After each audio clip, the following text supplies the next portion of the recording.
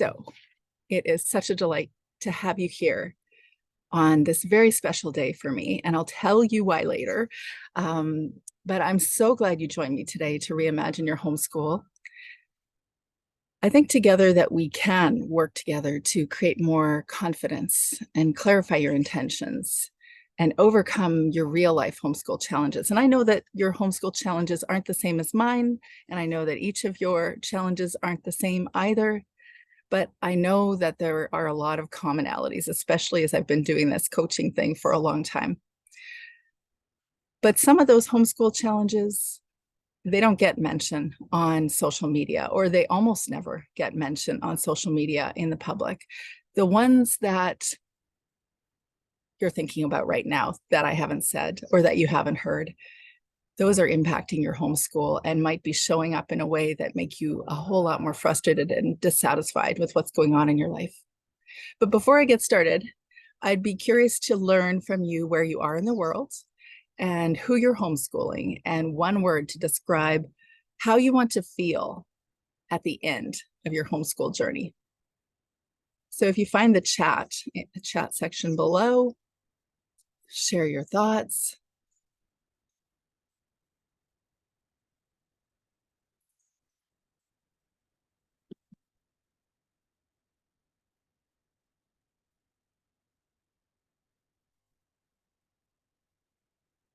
Hi, Carmen, welcome.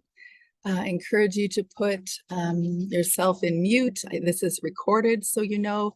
And I was just asking if people would share. Okay, I'll just wait for a moment before I finish that sentence. So I was asking people to share where they are in the world, who they're homeschooling, and one word to describe how you want to feel at the end of your homeschool days. So would you put that into the comment section or into the chat? Hi, Kimberly. I'm glad you're here. Would you at the very end, we're going to have a conversation and a Q&A. Would you put your video into, I don't know what you call it, mute or something, until the very end? This will be recorded and shared with a lot of other people. Yeah.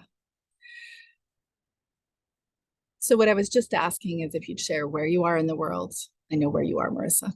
And who you're homeschooling, and one word to describe how you want to feel at the end of your homeschool journey. Throw that in the chat section.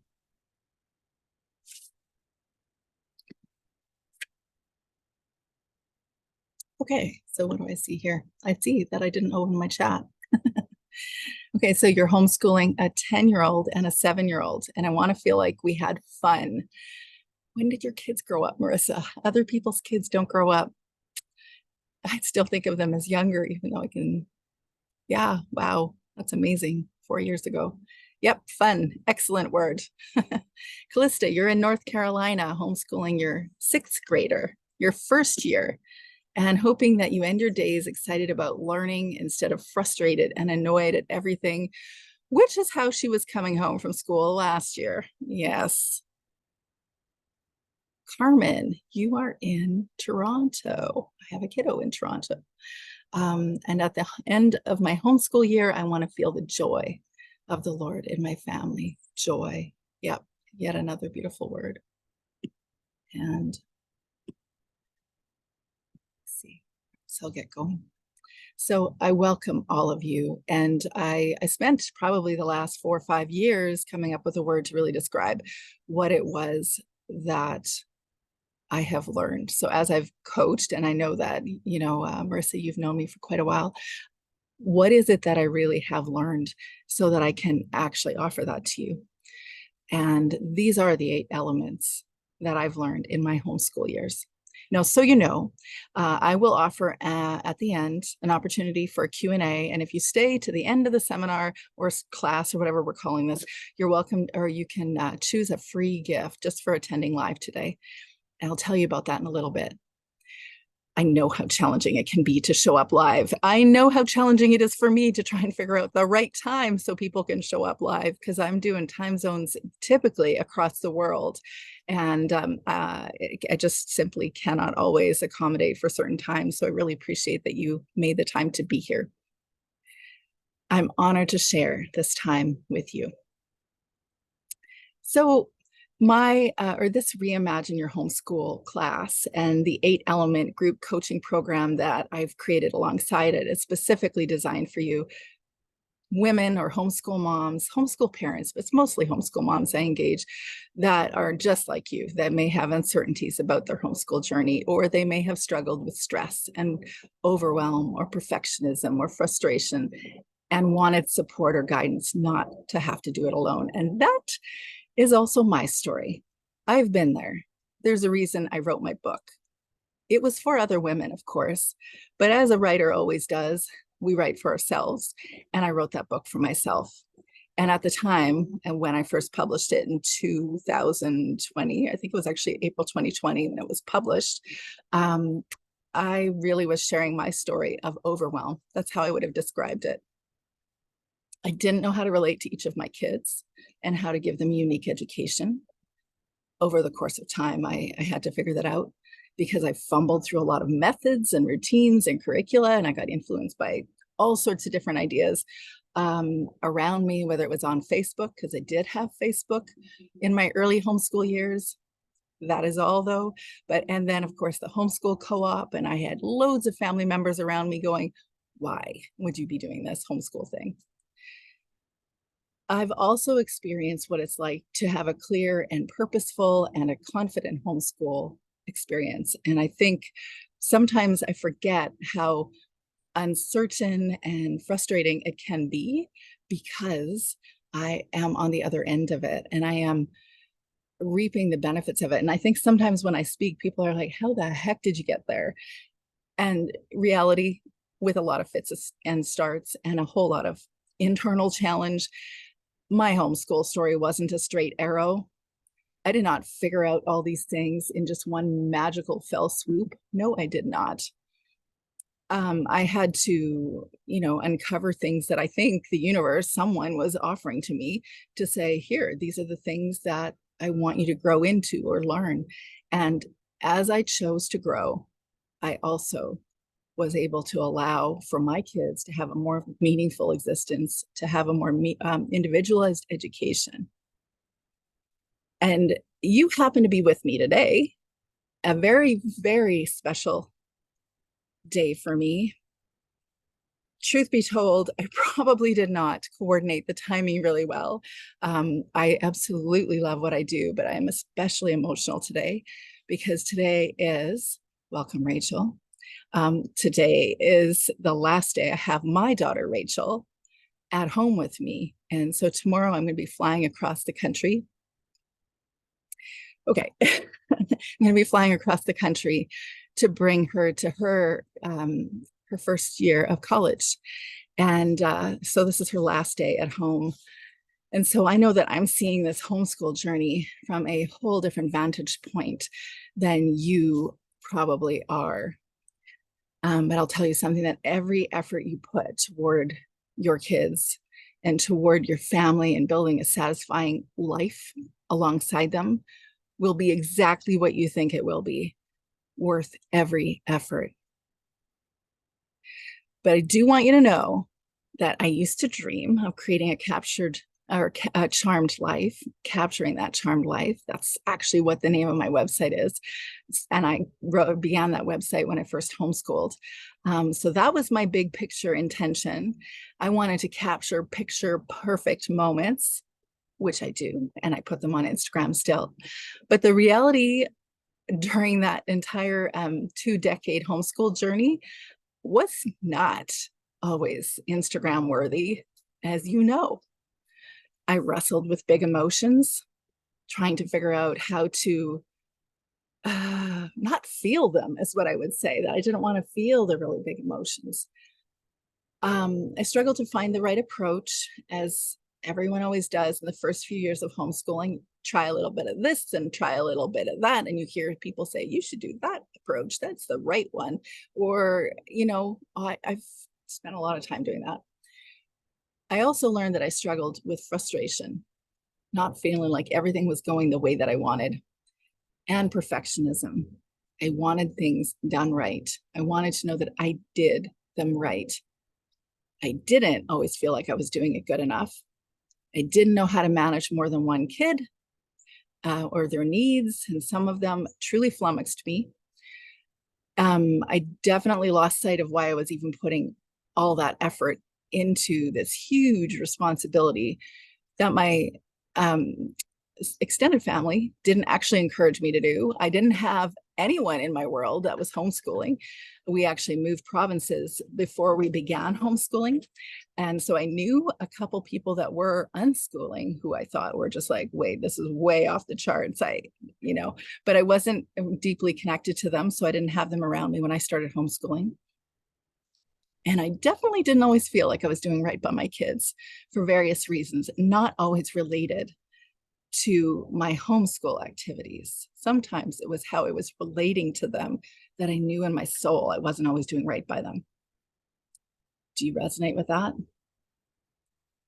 I know that our experiences aren't the same, but the experiences that I hear from other homeschool parents are ones that I know, maybe in different storylines, but I know them. And I'm guessing that might be your experience too. And I want you to know that it is possible to deal with those things. You don't have to feel uncertain. You don't have to be filled with doubt. You don't have to wonder how you're trying to convince people around you that aren't advocates of homeschooling, how they can support you. You can learn how to support yourself. You can also learn how to create a community that supports you. And you can reimagine your homeschool life. So over the course of 8 sessions, I'm going to dive into those 8 elements that move me from the challenges of my homeschool life to what I would call the charms of my homeschool life.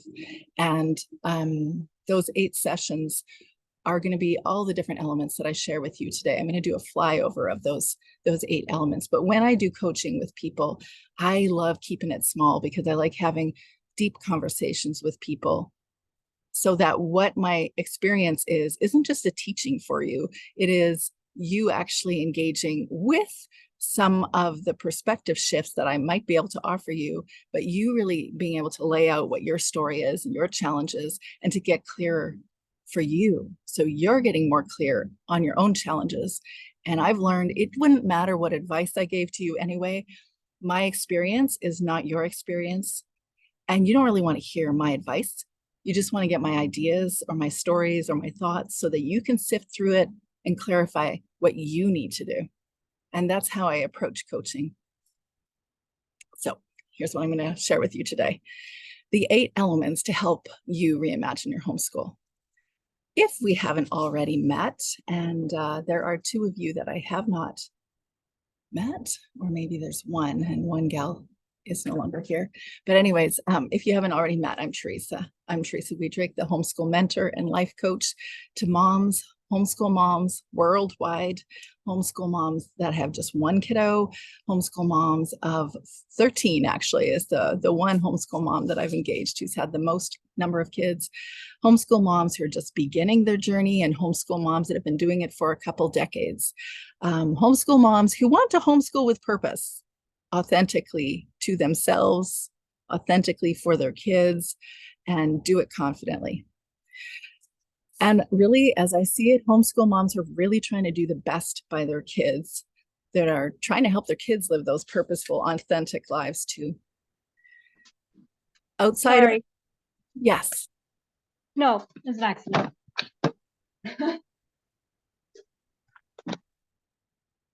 So outside of free classes or coaching opportunities, I offer a weekly podcast, Homeschool Mama Self-Care, which is also the name of my book.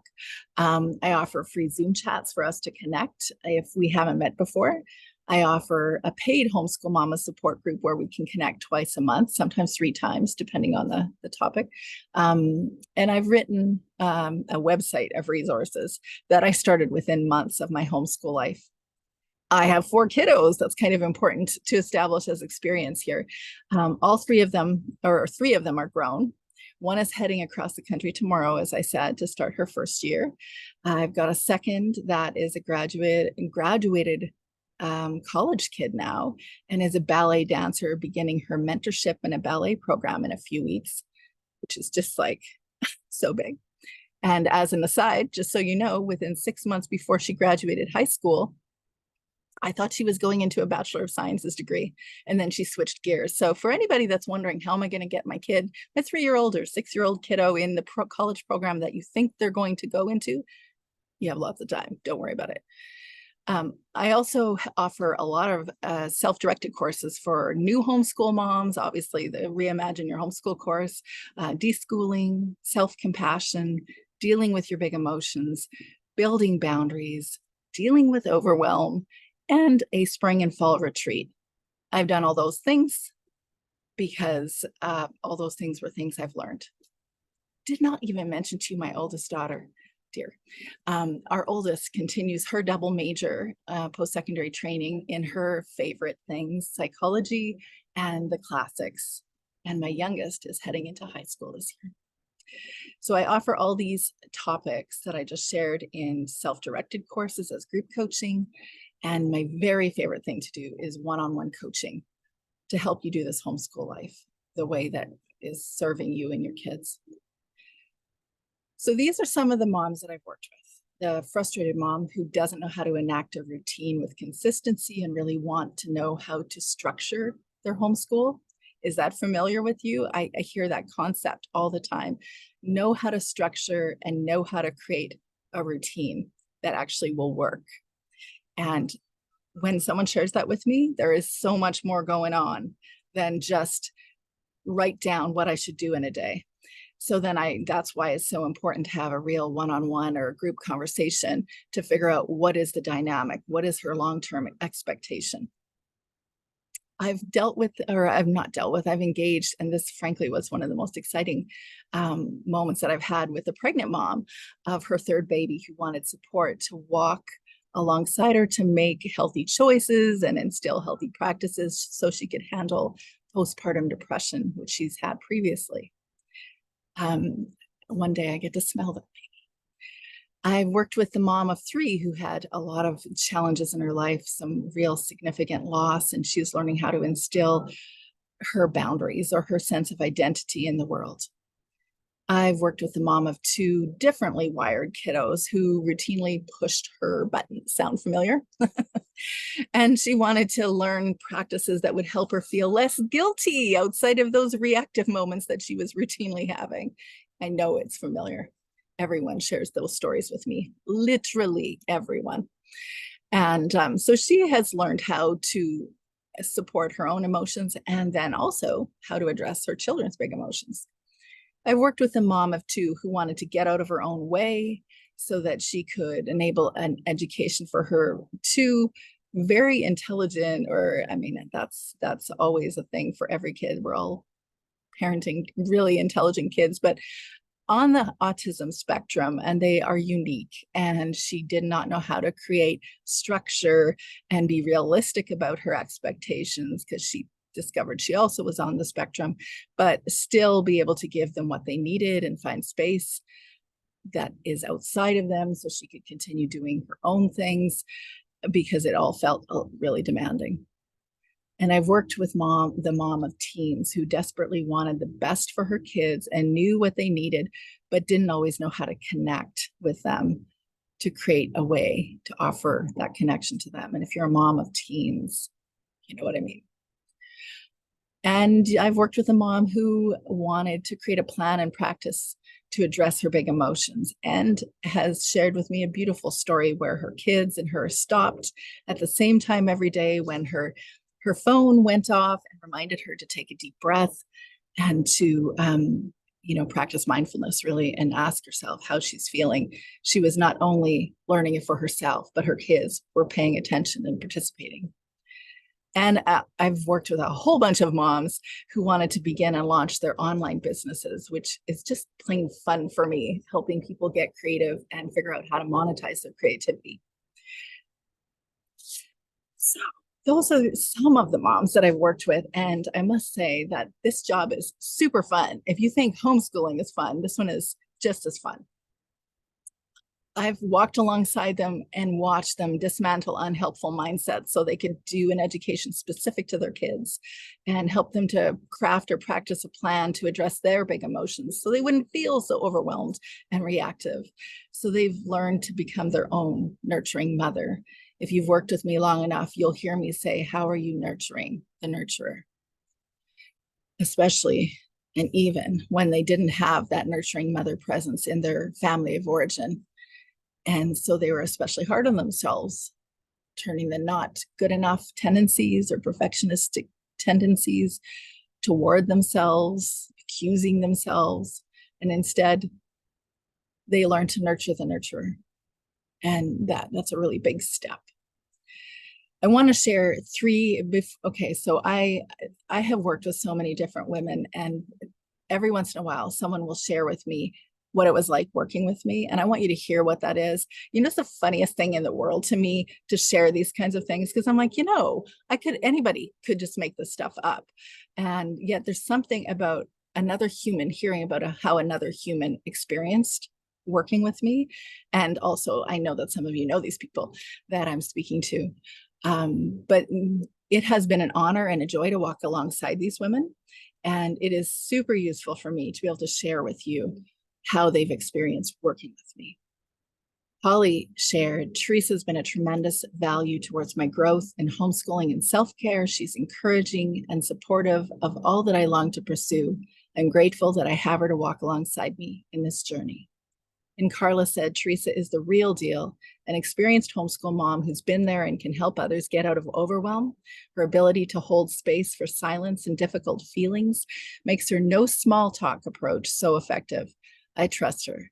Her retreat, her resources, and her meetings have served me tremendously. I'm so glad she's in my corner. And Diane said, Teresa comes alongside to help you navigate your relationship with homeschooling, not to fix you, but to sufficiently assist you in detaching your identity from the activity so that, in fact, your homeschool is elevated to new heights. Okay, so even if you had to jump off this class right now, I'm going to give you a quick win. Okay, so if you're probably either in the beginning of your homeschool year. Is there anybody that's already begun their homeschool year? I'm curious. Or if you're about to begin your homeschool year. Either way, you're here. And I would give you this as you get started this upcoming homeschool year. You want to make a routine for self-growth. That means not just what are you giving your kids to learn this year, not just creating routines or, setting aside time for extracurriculars or all the things for your kids, but also for you. Creating honest reflection time where you can actually ask yourself, how are you feeling about this year? How are you feeling about how you're showing up? That oftentimes means you have to have time away from your kids.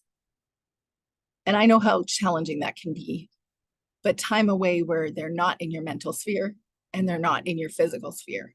Because in the last couple of weeks, I've had a resource sale now that I'm selling all my homeschool things. Just so weird. But in the last couple of weeks, I have had a lot of younger kids, younger families in my home, and they are so cute and so smart and asking just like remarkable questions. In hindsight, because I've been doing this for long enough, I can look at them and go, oh, mom, you do not have to worry. This kid is so smart. All you have to do is just keep answering those questions, help find them resources, because they're so smart and asking really just like, wow, 4-year-olds asking questions like that. Amazing. And I also noticed they're very busy. And I did not forget that, but I might have.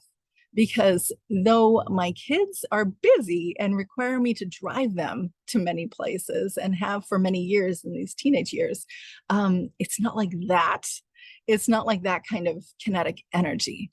And something you need to do is get away from that kinetic energy even if that is like 5 minutes every morning going for a walk to the mailbox, or once a week heading to Starbucks like I did every Wednesday night, you got to do something to actually leave the building. That would be the first thing that I'd share. But when you're leaving the building, maybe you want to journal. Maybe you just want to sit for 5 minutes before you go do something else, hopefully more fun, not groceries. It's you could be doing something like sitting to journal and ask yourself, how am I feeling? What's going on with me? What's the thing that I'm challenged by over and over and over? And so I ask you that right now because you are here. You can write it in the comments section, or you can write it in your journal. What is the one thing? If you could accomplish this one thing over the course of the next homeschool year, so that you could actually feel the way that you want to, as we discussed in the beginning of this class, what is the one thing you want to overcome? I'll give you a couple moments to reflect. I might even give you some music.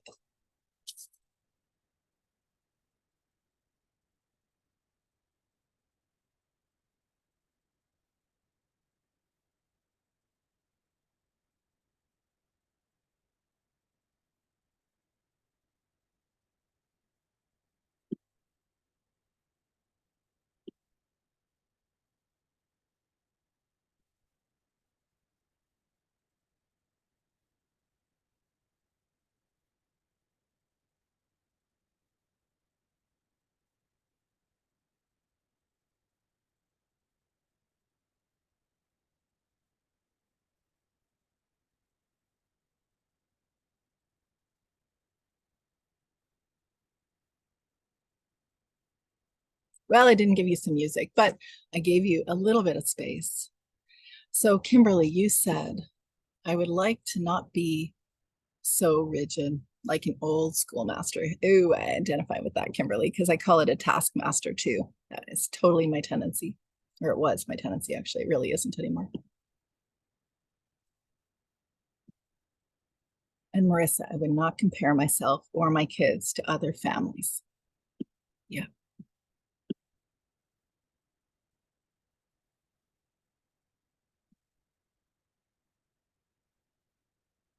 Okay. Thank you for sharing that. That can be a point of reference for you to say, okay, what is it that I need to shift in order for me to feel and go back to that feeling thought? What was the feeling that you'd most like to feel? If you want to share it, I'd appreciate hearing your thought. I know for me, it was especially today. Okay. So now my kiddo, my third kiddo, which I will always call a kiddo. So she is tearing up her room, trying to put everything together into 2 bags. She's a minimalist. She gets rid of stuff, so this won't take long. And she's been doing it for the last few weeks anyway. And she's got a variety of things that she needs to finish before she heads off into the next part of her life. Okay, shouldn't have said that. Okay.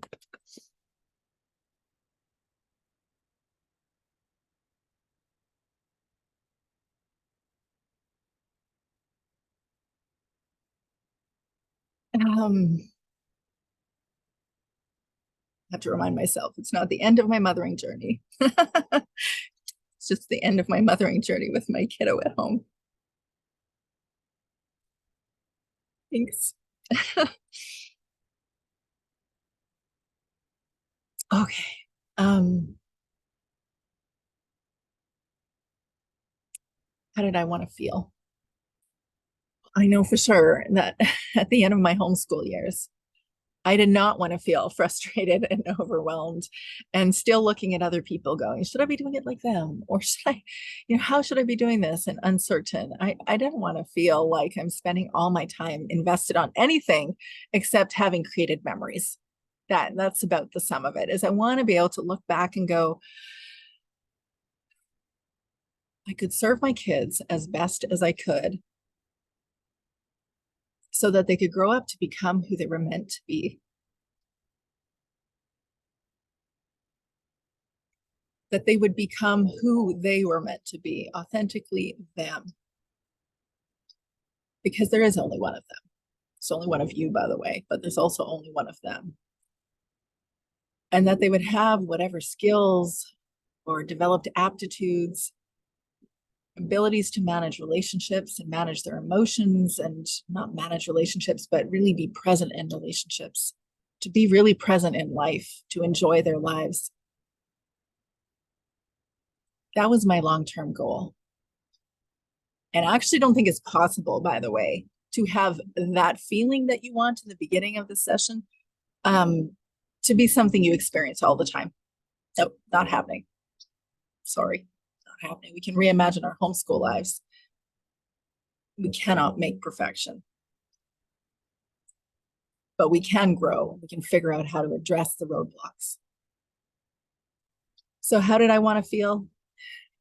Well, I put it into an Instagram reel today because I don't think there's enough discussion on high school or college level interaction about what it was like being a homeschooled kid and moving into those things. And it certainly is, there's not enough discussion about what our experience is like as homeschool moms. But I look at all of that, how our lives went, and I go, there were a lot of moments where I would not sit here and say, hey, you want to know how to really lose it on your child? I can give you that too, but you already know what that is. I can give you advice on how to sit with frustration or stay with overwhelm. And I can tell you what it's like to be all the negative, uncomfortable things, because I have formulas for those too. But I didn't want to sit with those. I didn't want to stay with those. I wanted to grow up, to figure out how to grow and decide to do best by my family. And now I'm looking at her going, she is very capable. And she is amazing. She has her moments, of course, but so do I. But she is amazing and so intelligent.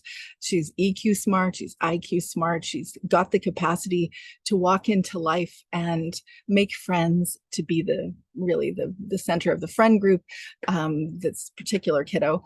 And she has the capacity to figure out how to deal with roadblocks that are happening in her college program. She has all those things. She knows how to go across the country independent. She's not, I'm coming with her, but she knows how to do all those things. And I know she'll continue to grow and learn over the course of time. So I think I have the ability to be, in hindsight right now, I do see that she really is able to take the next step in her life.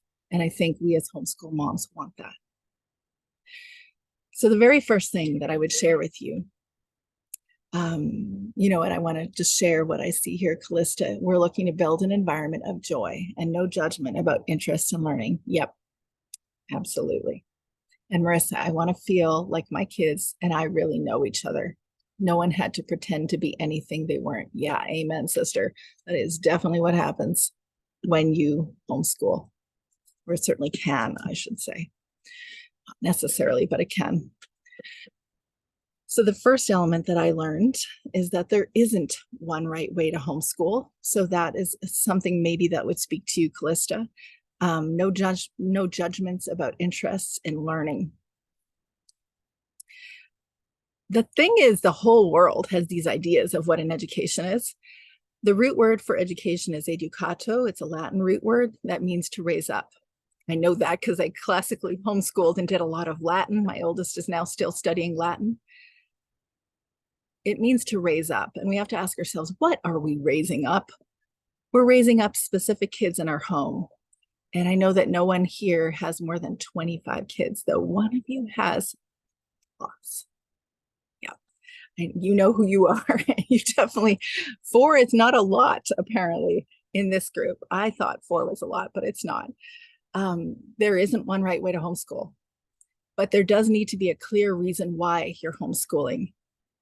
So grab your journal, or you can write in the comment section, or you can just write it down on your phone. What's your why? In a word or in a sentence?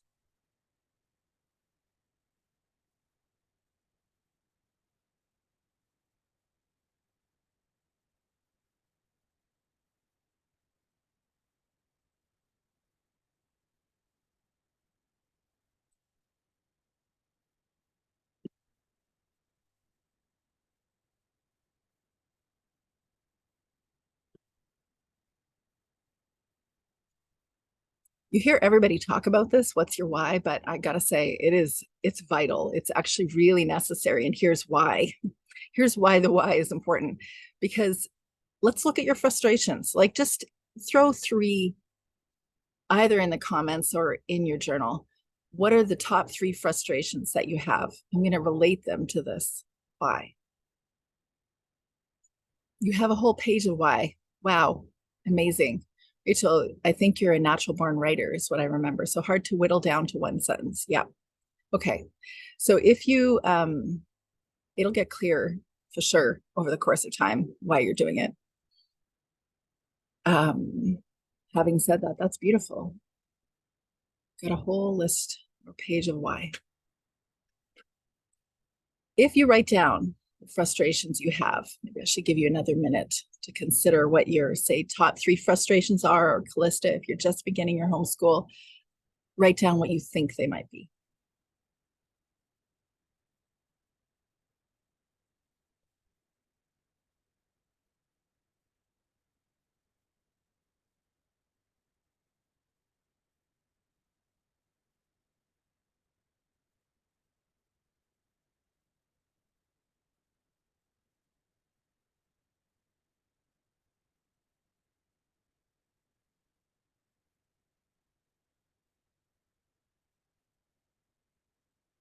Okay, so if you look at your frustrations and then you look at your why you're doing it, you compare them and you consider, how do those challenges relate to your why?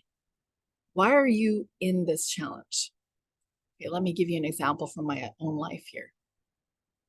I had this idea for me, my why, you can hear it in my very first podcast episode, is for freedom. That's why I was homeschooling.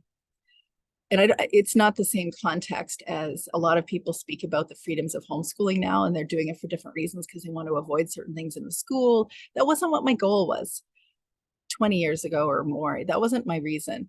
It was like to live life the way we wanted to travel, which we did for 7 years, or to, you know, as you said, Callista, as to create that an individualized education, really honor each of the kids' interests.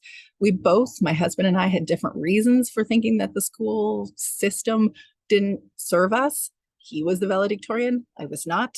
And both of us felt like it didn't serve us. And so we didn't see why we would invest all that time in a system that wasn't really serving our children. And so freedom was our reason initially. Many reasons after that, just like you, Rachel. So I would look at my word freedom, but I would ask myself, okay, what are my top, frustrations right now? Say, take one. My child won't do what I'm saying that she should do. I'm expecting only, I think it was like 45 minutes of Matthew C. workbook. She was 8. Why won't she just sit and do the darn thing? Why won't she just sit with her pen in hand, learn with me? I'm just asking her to sit down for 45 minutes. She can go do whatever she wants after. Just sit with me and do that. Well, it didn't take me very long to realize there isn't a lot of freedom in my homeschool life. And I'm demanding that she sits at the table and finishes that workbook. Certainly is not giving her that individualized education that was also one of my whys. So when we compare our frustrations, our challenges with our why, it helps us to clarify what we're actually doing in the moment or in our actual day. It can become like a Google map for us. It can help to identify roadblocks and help us to move in the direction of what our intention is. So that's why I go as an element one, I go into a deep dive of creating a vision statement, but one that serves you, not just for the sake of writing it down so you can stick it on your fridge like I did in the first few years, but one that actually helps you become the guiding point to your homeschool intentions and clarifying your values, like really knowing you and why you're doing what you're doing. So you can compare that with your frustrations and then go past those frustrations. The second thing that I would ask, or that I would share as an element for me, was really trying to understand what my goal was for each of my kids' education. So I just referred to that root word educato, which means to raise up. And my goal is to raise up a specific child. I think it serves to say there is no parenting book out there that gives you the answers to your specific child. Does not give you the techniques and approach to deal with your specific child. It's not me either. I don't know your child. You are the greatest advocate for your child, and you are the one that can help to raise them up to become who they were meant to be more than anyone else. And you don't even have an open book to who they are. So we don't even know as moms, who are they fully and completely? We don't know.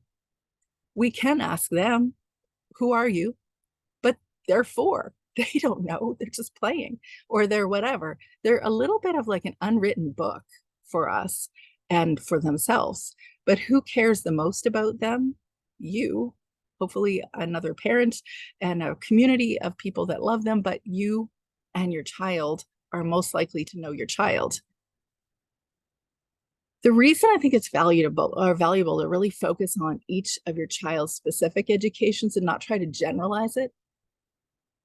I'm almost 50, and somewhere between 50 and 65, most people go through a midlife crisis, or at least it's like common discussion that lots of people do.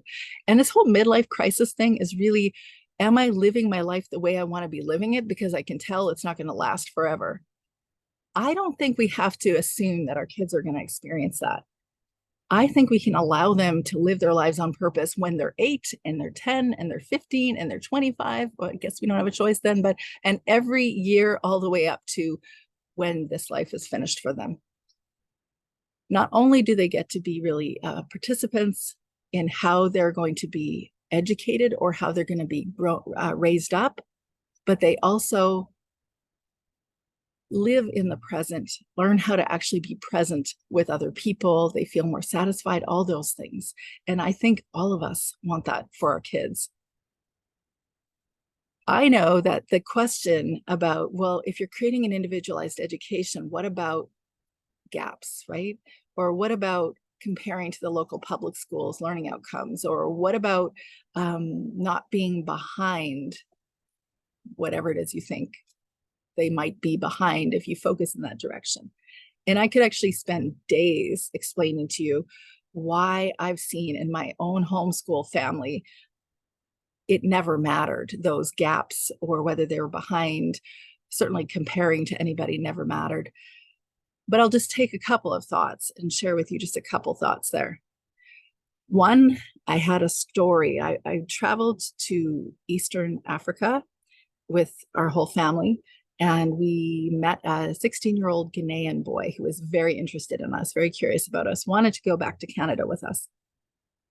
And he and I had a conversation about Canada, and he taught me all sorts of things about Ghana. And he was floored that I did not understand the history of Ghana in about, I forget if it was 1963 or 1964, when they freed themselves from colonial rule. And he thought that was remarkable that I did not know that. And I had no idea. I did not know the story at all. That was not one that I learned before I'd gone. I learned a lot of things, but that was not one of them. And I discovered I had a gap. I also had many gaps before I went into my nursing program. I had trained to go into a different diploma program after high school. I prepped for a diploma program, got into that program, got into a car accident, didn't stay in it. Excuse me. And then decided to shift gears in a couple of years. So I wanted to apply to nursing and discovered I didn't have grade 12 math or chemistry. So I had a conversation, an interview with the registrar for that nursing program, and she liked me and she appreciated why I wanted to go into nursing. And she said, you can do it, but you need to take math or chemistry, high school math or chemistry. Well, I didn't take it because I didn't think I could do it. And the idea of taking it after years of not having had any exposure to it and knowing that I really didn't do well in those areas scared the bejeebers out of me. But when I did it, because I chose to do it, I learned I actually did really well because I put my mind to it. And also, I was invited simply because the registrar lady liked me and could see that I was sincere and willing to do the work. She invited me into the program before I had the prereqs. That speaks to me the same experience many people have, that maybe we don't always have all the skills or aptitude or all the prereqs for some program or for a certain college program or for whatever in our lives, but we all don't know everything. And if we need to figure out how to know something, we'll find out and then we'll do the thing. And I'm sure you may have stories like that as well. And then, of course, there's always the discussion about what is your intention about not allowing them to fall behind? Is it that you're hoping they won't go into, or that they'll be prepped for school if you are not doing the unconventional approach, the homeschool approach for their education? And in my experience, because I've had kids homeschool high school and kids that didn't, I have learned that until about the age around grade 9, whatever they needed to learn for math could probably have been learned over the course of 6 to 9 months without having had daily activity. Not that I'm saying you have to do that. It doesn't matter to me how you do it. My own experience, I didn't decide 6 to 9 months before they started high school to do their math program. They had math, you see, for my own reasons. But they didn't need to. They didn't need to do all that. I can see that there was a lot of busy work that was created in the first 9 years when it came to all subjects, even math. And if they were to go into grade 9, they could have gone into it seamlessly, and they did, and had no problems whatsoever. In fact, what I noticed with my kids is that they actually thought that the kids in the school were advantaged in a knowledge way, but discovered that most of them didn't know a whole heck of a lot, that they didn't also care about their classes, and they were surprised by that. So what is the goal of each of your kids' education? Consider, how do you want to educate each of them individually? As the homework for your homeschool mama homework, because I love giving that homework thing to homeschool moms, even though I tend toward the self-directed education approach. But consider, how do you want each of your kids to be educated? What are the specific things that you can see in how they're learning, how they're engaging interests, or how they're engaging people, all the things that you see? Who are they, and who are you educating, or what are you educating them for? What's the purpose?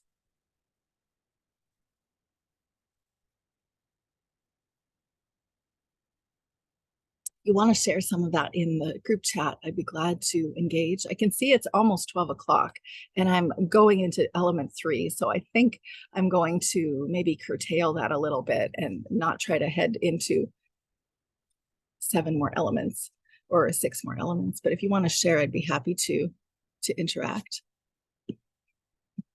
How's everybody doing?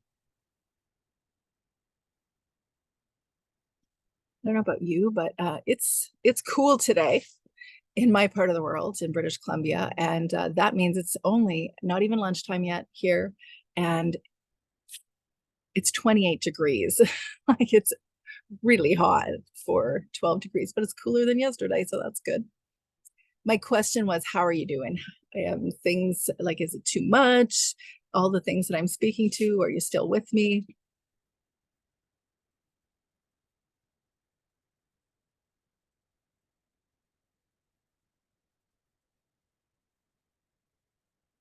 Yeah, you were frustrated with the lack of critical thinking skills your kids were gaining. Yeah. Yes, absolutely. Spoon fed for testing reasons, 100%. I don't know if you saw that quote that I put up a variety of social media spaces, but there was a quote by someone who said that he did not enjoy his school experience because he was always being taught stuff for a test, and he was kicked out a few times by the school, but he came back because his parents expected him to. He felt like he didn't learn anything. He wanted to just go home and learn. That's the quote in a nutshell. And so I asked people, do you know who said that? Do you know who said that?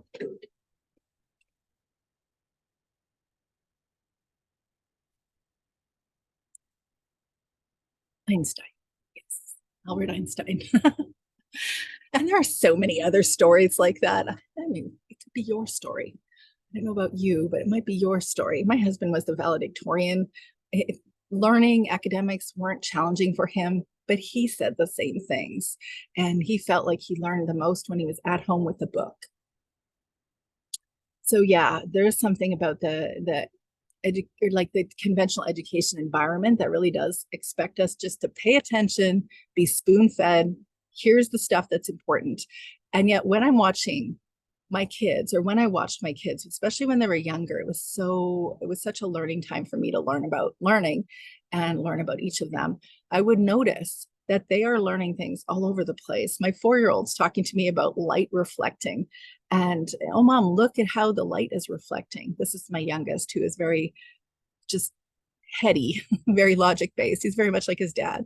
And I turn as I'm washing dishes and going, I did not teach you that. You're 4. How are you even saying it, let alone how are you knowing that thing? And then I forget what he said, but it was something that his sister said, and then they watched a science show. I can't remember which one it was at the time. But anyways, there you go. So he learned something that was maybe a grade 4 concept, and he learned it like that. And a lot of the things that I watched them learn, they learned very quickly. We could cover like the entire elementary science curriculum in a couple of afternoons because it wasn't that complicated and there wasn't that much to offer them. There is a very interesting way, no criticism meant towards the school system, because everybody's doing whatever best thing that they're needing to do. So it's not my intention to criticize, but there is just a way that they do it that is trying to give mass amounts of people something. And also, I think sometimes trying to validate the system by doing it the way they're doing it. And there's all sorts of checks and balances and approaches to doing what they're doing so that they can make this thing really good. But the education system they're making isn't about your child. It's not about your specific child. So who is most likely to be the best advocate? Not the system. Okay, so I'm going to move on to my number 3 element, or my 3rd element. Learning to deal with my unrealistic expectations. Whether that was to have a clean home, to create seamless, flowy routines, choosing the best curriculum, or having kids fully engaged in all the remarkable things I was laying in front of them. I had unrealistic expectations about those and probably many other things, and they routinely got me frustrated. Because as you can probably, if you know me a little bit, I try very hard to be very full and rich in how I approach things and to share the depths of things. And I do that here, and I did that in my homeschool, and they didn't appreciate it. But I did not acknowledge or understand that they didn't have to. It was not a child's rite of passage that they should say, Mom, I see you're kind of tired. I think we're going to put money together and bring you to the spa. That's not a child thing to do. Or also, and this is quoting Julie Bogart, but I really loved how she said this, that this homeschool journey is ours. It's something we signed up to say, we think this is the best thing. And I'm not saying that it's not a benefit to our kids. Obviously, I think it is. But when we choose this lifestyle, it is not necessarily our children choosing it. And because they are separate individuals, and they won't grow up to think like carbon copies of us, even if we really, really, really want them to, I've learned they don't, because they were meant to be separate human beings in this world. Then we need to honor that and allow for more flexibility. We need to learn what's working for us, what's working for them. And that was a very hard thing to learn. It was definitely not something I learned overnight, because I do believe that we're placed as the leaders or the guides in our home, despite the fact that we haven't got everything figured out, despite the fact we have many things to still learn, but we are meant to do those things. And we're also meant to guide specific people. so that they grow up to be separate people. I very much had this concept in my mind that what I think is the best way to homeschool is the right way to homeschool. I was fixed on that, and I didn't want to deviate from it. If I was being honest with myself, I think the reason I was doing all that is partly because I'd heard from other people that they thought it was a great way to do it. So I was not spending a ton of time thinking about what was really serving my specific family. I was really thinking about what are other people thinking, which is truly never the answer. Not even when they genuinely care about our kids. At the end of the day, it's our responsibility. Although we can take much feedback from the people that care about our kids. And it was also this fear of, if I don't do things right, then they will become, I don't know, incarcerated. I'm not quite sure, but some extreme version of what every mother wouldn't want for their family. And it was fear that was motivating me. Fear was motivating those unrealistic expectations. I have since learned that life is not in my control, and neither is my homeschool family. Yep, I've ruined a lot of days with unrealistic expectations. Kimberly, amen, sister. I really have too. I'm speaking from experience here. And you know what the worst time is? Because there's a consistent monthly experience of this for me. I actually talked about it on Threads. Is anybody on Threads? PMS days. I just like a whole heightened sense of, I got to do it my way. Everybody out of my way. Let's just do it like this and get on the bandwagon. And those were really intense times for me. So much so that I actually scheduled the PMS days after a while into the calendar. The kids knew anyways, because it was always the time of month where I was like, Lay's potato chips, peanut M&Ms. So when they saw that I was buying that, they're like, oh, okay, all right, gotcha. But I learned to schedule that because then I could spend more time with that internal intensity and those unrealistic expectations, sit with my journal and ask myself, what is really going on? What am I really feeling? What are the needs underneath my feelings? And also therapy. Over the course of time, it became coaching, certainly talking with someone that really cared. And then an ultimate surprise for me is standing in front of a mirror when I felt really intense or having a big emotions and asking myself, what's going on? And also just looking at another human being, AKA myself, but in a mirror, and noticing that I'm not just frustrated, I'm just confused and afraid and sad. And so it served me to go deeply into why I was being unrealistic. And that is an element 4 is to plan for your big emotions. And I hope that when you think of me, you think of me discussing self-compassion, your big emotions, that you must attend to your big emotions because you are as human as your children. You have as many needs as your children, differently. You have a growth trajectory just like your children. You're just at a different stage. And so to be self-nurturing, when you do that, you're teaching your kids to do that. So it's like one of the most wonderful things of homeschooling that no one will ever do in a school. Learning to care for yourself. So again, using a journal, creating a plan. It's something that I actually will offer at one time in the year is to do self-compassion coaching, but I also have a self-compassion course and a workbook. But anyways, I say this every time, I'll reinforce it, that, is that something in my phone? Yeah, okay. Tickets to a recent Taylor Swift event that I had gone to with my daughter, Rachel. As I say, mindfulness in your phone. So a mindful moment, you want to schedule that probably at the hardest time of your day. Some people call it arsenic hour, some people call it dinner, but around that time, especially if you have younger kids, to schedule a reminder in your phone that tells you to breathe, and check in with yourself. Ask yourself, how am I feeling? What are the thoughts that I'm having that were precipitating that feeling? Because our thoughts, our thought lives do influence our emotions. And then ask ourselves about the story around the thoughts that we've created.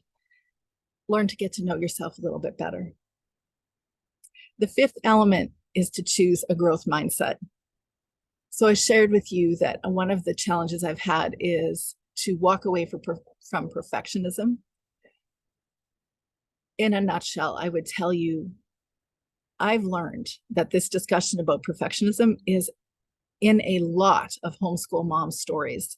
There's some form of it, and maybe it comes with different words that people self-describe, but perfectionism is the, I have to do this perfectly because of, and I'd invite you to grab your journal and ask yourself if that is a challenge for you, that you want to do things right or perfectly in general, whether that's keeping the house clean or never yelling at your children or, doing everything that everybody asks you to do, whatever it is.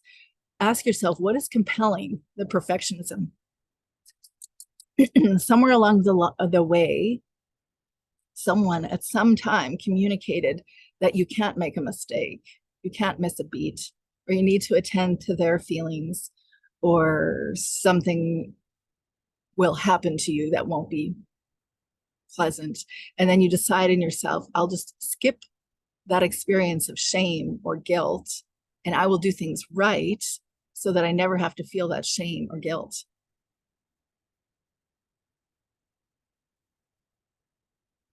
And in the words of Charlotte Mason, she is one of the homeschool methods that you'll come across. Callista, I know everybody else has heard of her, but Charlotte Mason shares this quote about what is it? Homeschool is an atmosphere, and I may not remember this. Anyways, homeschool is an atmosphere. If somebody remembers it, throw it in the comment section. I should definitely have this on the tip of my brain by now. But we create an atmosphere as mothers. This is not a guilt-inducing moment right now, but we do. We are the atmosphere in our homes. And not to say that they aren't, because they too can be the atmospheres in our home, but we really influence how things move in our home. We need to sign up for growth. Assume that we have things to learn. Assume that we don't have to show up perfectly. Assume that anything that might be triggering our guilt or shame, those are things we are going to project that onto our children. We are going to teach them how to feel, how to deal with their guilt or shame. We don't want to give them what we were taught in an unhealthy way. Truthfully, we will. Okay, I'll be straight. I can see this in my world, in other families' worlds that have kids all grown up. There is no way you're going to parent perfectly. You just aren't. But you are called in this parenting journey to grow. And when you grow, they'll grow. When you show them, you don't always have to do things perfectly. They learn that. When they see you engaging your discomfort with having made mistakes or not having done things right, they learn how to do that. Thank you, Rachel. Homeschool is an atmosphere, a discipline, and a life. Yes, yes. She is so amazing to learn from. Hey, Charlotte Mason is someone, she created a methodology, she really created a school for kids way back in the 1800s. And she has many books on how to engage kids and educate kids. And she wasn't even a mother herself. It was amazing to me. Oh, you're homeschooled through high school. So I'll bet you know who Charlotte Mason is. My daughter is nothing like me as far as personality. Yep, welcome to parenting. I've got those kids too, where you're like, how did I have you? Yeah. Yes, and that beginning part of homeschooling is so enlightening. Like you learn so much about your kids. You learn things that it's amazing. You put your kids into this thing, because my kids were in school too before I began. And up into grade 2 was my oldest, and my second was in kindergarten. And I learned things about them, like their interests. I learned so many things about how they were engaging their peers. I had a mom call me. My oldest daughter was in kindergarten. I had a mom call me. There's only like 10 kids in this kindergarten. She called me and she said, would you let Hannah know that my son is not yet interested in girls? So could she stop chasing him? I was like, what? You're kidding me. When you're 5? Completely floored by that. But I learned later on she was definitely the queen bee in a classroom, was always very engaging with everybody, but like was always like the primary leader, and she still is to this day. If you know anything about Enneagram, she's an Enneagram 8. So I feel you, Callista. When I homeschooled her, I was floored at some of the things that I learned about how she approached things. And it was just, in essence, not the way I approached them. And she is the reason that I unschooled for 6 months and let go of Latin and all those very conventional things. And now she's still doing a double major in Latin and classics and psychology. So go figure. So I'll just speak to a couple of the other things. One of the elements is to learn actually how to deschool your unhelpful mindsets, which is essentially, Callista, what I experience you referring to, is when you're homeschooling your daughter, and especially in the number of first months that you're with her, learning how to let go of these conventional schooled mindsets so you can really learn about your child and support exactly her learning style and her interests. And I am a proponent that deschooling doesn't happen just in 6 months, although some people will say that that's the most concentrated time to get away from schooled mindsets. But I actually believe that we are in a culture that has taught us always about, even if you're homeschooled, that there is a way to learn, and we have to deschool so many unhelpful mindsets. And I actually do a lot of writing on that on my website. Another element is to tackle the specific challenges in your family dynamics. Whew, that one I could spend hours on. First of all, because most of the things that I learned via my family, my relationship with my husband, my relationship with my kids, but also coming from, I don't know if you're familiar, but coming from a story where as a child, I wasn't supported. I didn't really get seen. There was a lot of tumult in my home as a young kid, that I had a lot of things to work through. And here I still am, really. There's lots of stuff I still have to engage. Sometimes I'm just absolutely shocked that at the age of 50, I'm still having to deal with things that are happening from my childhood because I didn't actually render them in here. But every single thing that we render is something that we allow the next generation to render, to give them more freedom, to allow them to live their lives purposefully in peace. And so tackling challenges specific to your family, you know what those are. Those are things that, I'll just take one thing, for example. There's so many possibilities. Like I hear recently about one mom who is trying to homeschool her neurodivergent twin boys while also looking after her dad, who is has some form of dementia. And she's not as old as I am. It was unexpected at her stage. I definitely hear a lot about people having challenges in their relationships with their partners, and how truly those experiences are the stage for their children. The kids become very aware of what's going on with their parents' marriage and how to relate and how to deal with conflict and all those things. But it creates a certain energy that's really unhappy in the home and stressful. And I've been there myself. And I also know that there's every step that you try to work towards in a relationship to make it healthier and to determine or like set out who you are and say, this is who I am. Who are you? I want to honor you. I want to honor your needs. I want to honor your feelings. And I want you to honor my needs and my feelings. Every effort you put into that relationship benefits your kids in so many ways, more than just how to relate to another human. I could go on and on about the possibilities, the challenges in family dynamics, but they never, in my opinion, they never get a discussion in the homeschool realm or on Instagram or social media. And they really should, because the stress or the distraction, there's chronic illnesses. ADHD is something that I see an awful lot in a lot of parents that I engage. All sorts of different things that people are struggling with. It's creating a framework for how you're engaging in your life. I am not saying you can overcome all those challenges. Some of them are just meant to be our lot in life. We need to engage them and learn how to deal with them, but they're affecting our homeschool environment. And so to assess how are we going to approach it, is there something else that we can do to engage that? So these are the 8 elements. I think I didn't share the 8th element, but I'm going to tell you that for the sake of time, I would love to get into conversation with you. But I am an example of the transformation of all the different elements that I've shared that could help to reimagine your homeschool, because they have helped to reimagine mine.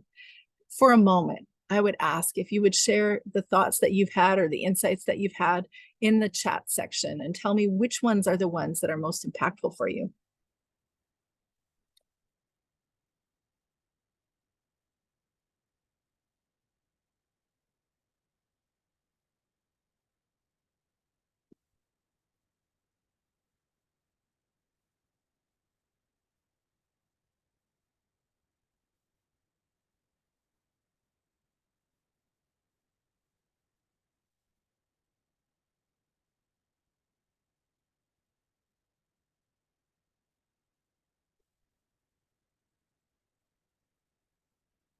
Keeping those expectations in check.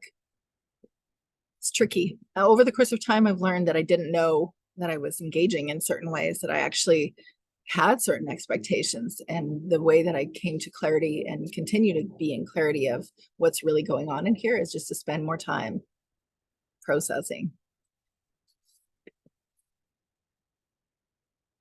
Anybody else want to share? Yeah, deschooling will be an ongoing change, not a specific period of time. Yep. Dealing with big emotions. Yep, that was my biggest one too. Absolutely. I think the guilt that comes from feeling like, okay, I'm too intense here. Why am I so intense?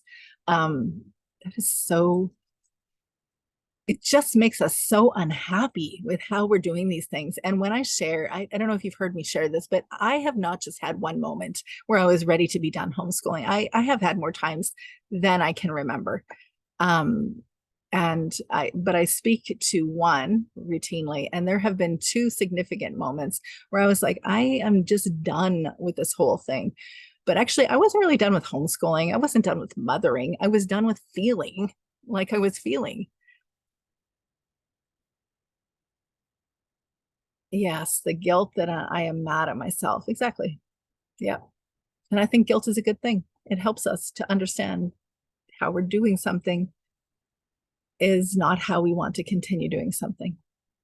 Your husband isn't entirely on board with the decision, so learning how to find a local support system will be vital. Yeah. Well, you're also welcome to join us, by the way. But yeah, I feel you. That's tricky in the beginning. Like, I know my husband was on board, but I have seen certain family members become on board as they watched things shift, as they watched it be effective for the kids. And then they're like, oh, okay, this is actually not a negative thing. In fact, if anything, certain family members are like, oh, I really didn't see what you were doing, and now I can see over the course of time it was better. And I'm actually a family with a lot of teachers in my world.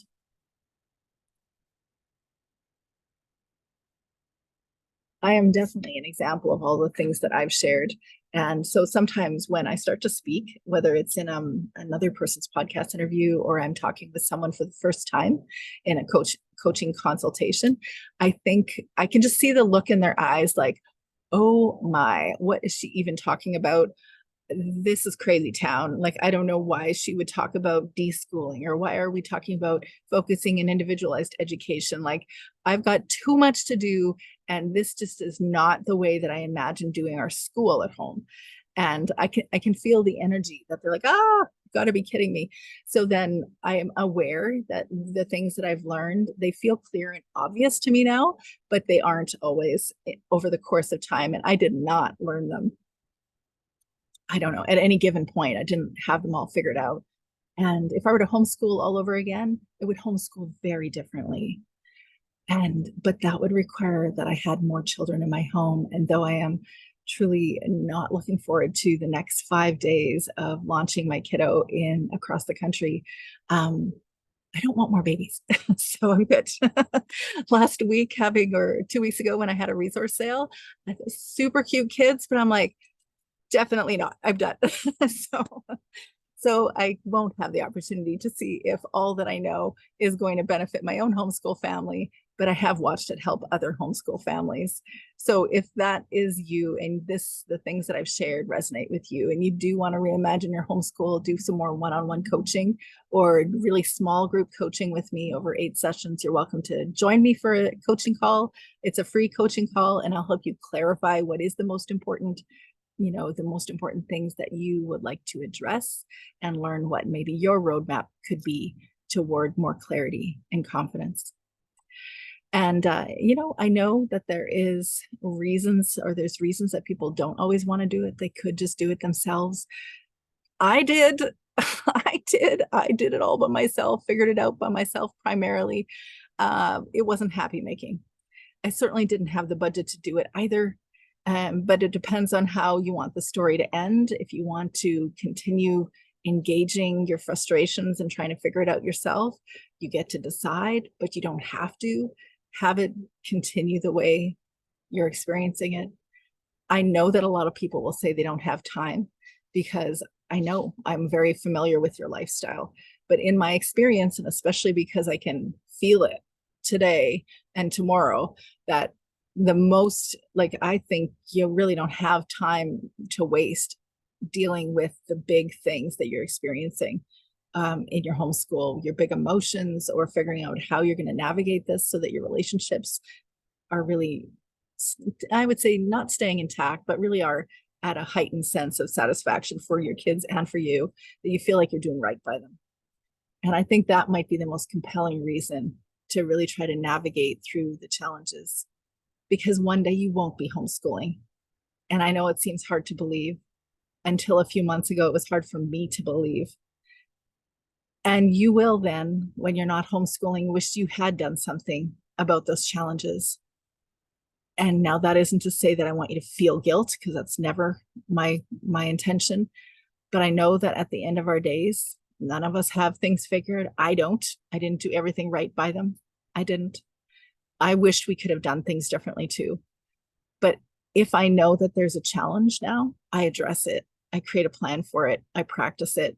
I find someone to help me do it. I'm still doing that. So if you're interested in having a conversation with me right now, stay with me and I will stop the recording, and you can put your video on and we can have a good old-fashioned chat. It was a pleasure to have or spend time with each of you today. So thanks for being here. And also the gift. So if you go over to my website, www.capturingthecharmedlife.com, I'll put it in the comment section. You can go to the resources that were designed for you. And it says resources designed for you. And you can choose one of the journaling workbooks, and I will give you the download access to one of those workbooks. You get to decide which one it is. So for those live and for those that are listening to the recording, thank you for being here.